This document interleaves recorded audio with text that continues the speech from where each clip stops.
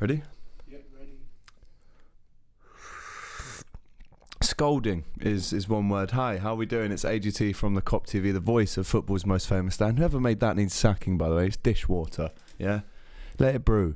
So then, Watford versus Liverpool away at Vicarage Road, coming up, the big game tomorrow. 5:30 kickoff. Looking forward to that one. Before we get stuck in today, there was a lot of chat on Sky Sports this week about how Jamie Carragher basically thinks that Mo Salah isn't appreciated enough by the Liverpool fans. So that's why today I'm wearing the Egypt shirt. Big up to Mo Salah.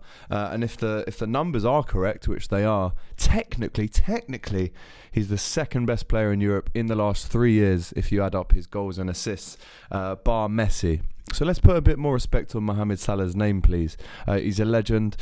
I know he missed a few chances on Monday night, but hey, he still scored and his numbers are insane at Anfield and he's never lost there. So big up to Mo Salah.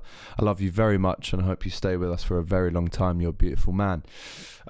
West Ham were funny. I've got to give it to them. As soon as they scored their equaliser on Monday night, I was sitting in the Kop with Tony Kopite, and straight across, after we scored to make it 1-0, they scored to make it 1-0, and they were singing, "We're going to win the league." And there was this beautiful moment within the Kop, not the Klopp, of everyone clapping and appreciating the banter there. So big up to the West Ham fans that made the trip as well.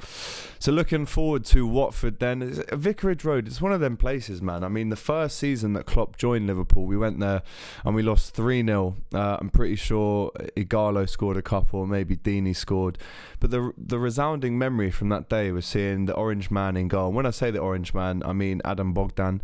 Horrendous goalkeeper. How this man became a professional is beyond me.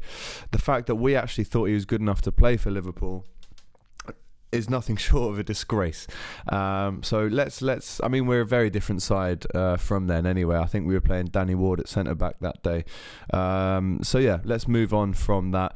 So that was 3-0, and then 16-17, I think Emre Can, that was the season that he scored an overhead kick which won the Premier League goal of the season for that year. And then the season after that, it was 3-3, Mo Salah's debut, first game of the season, and then last season we won 3-0. It's a kind of team where you just don't know who's going to turn up. I mean, last season they were brilliant. This season they've really been struggling. They've been chopping and changing their managers. So I can see us getting the victory, to be quite frank. I can see a 3-1, a 4-1, maybe even a 3-0. But you just never know. Doucouré, absolutely wild card for Watford. He could turn up and be world class. He could turn up and be average. Let's hope we can keep him under control in the midfield. I know he's a bit of a beast. Up front, of course, they've got Deeney. Again, someone who can turn up on the day.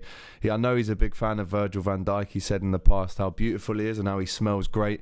So let's hope Virgil's wearing some nice cologne tomorrow to keep him away.